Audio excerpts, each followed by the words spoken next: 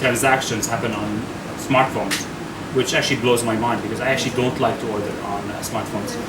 Yeah, but these are kind of like real statistics. From orders. So yeah, if you do payments, they have to be like mobile ready, and I think there are more and more solutions that are coming. A lot of international payment companies are interested in coming specifically on mobile payments as well to the region. Okay, we have one more question about crowd investing and crowdsourced funding. Do you find that this is a popular route for some of your entrepreneurs? I wouldn't say it's a popular route here. Yeah, so it's more niche. You'll find it sometimes. Most of the companies that we've dealt with are, for that kind of capital, look for angel investors, friends and family kind of investment. Also keeps things cleaner in terms of just the number of investors that are on the table, and it's still an underdeveloped space so far for raising at least crowd equity investing, crowdfunding for companies. It's still quite early.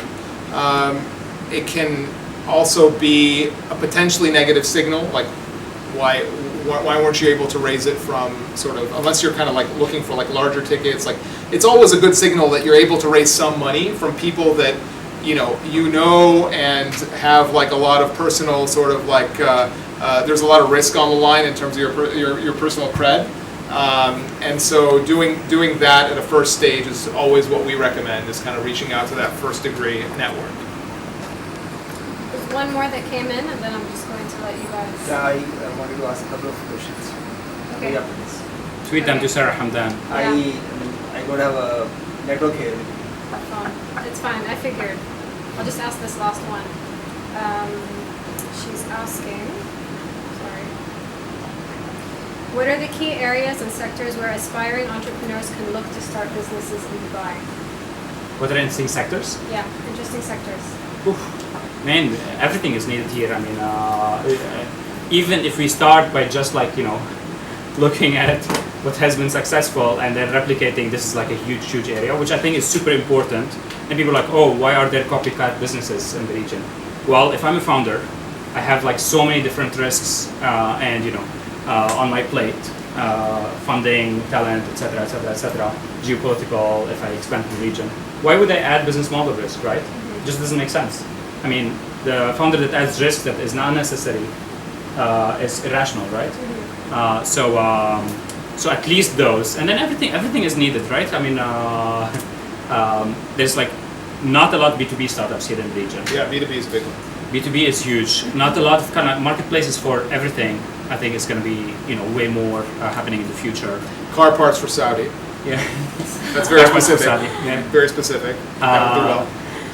So a lot of things. Yeah, we can go into a lot more, but it's interesting. I mean, you see even trends of, one way to look at it is even trends of payments. So you look at like what are people spending money on, and a lot of people are spending money online, buying stuff, schlepping it all the way from money on it, right? That's only even on the e-commerce side of things, right? I want to do later, but like there's like so many different sectors that it's like overwhelming. So we're still doing Astrolabs because like too many ideas. Wow. Before Astrolabs, we were actually bouncing an idea about doing travel startup. Yes, indeed. This is why maybe it will see the light of day. Still hasn't been done yet.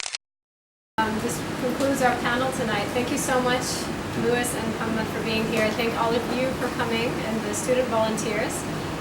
There's going to be a networking section, I understand. Yeah, and we can even I don't know if we can achieve it. We can even take people on a quick tour, maybe. Yeah, we'd be happy to. Yeah. And the cafe is open as well.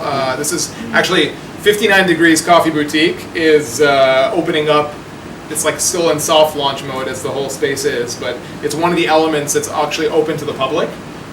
So the co-working space itself is more of a members area, but we will see this as like having meetings and coming in and just grabbing a coffee and even working out of this space here. And we'll have some outdoor seating as well to take advantage of the good weather. So again, trying to do things to create like a community center. So feel free to go there, and we'd be happy to also have some chats. And thank you, Sarah, for taking the time to come.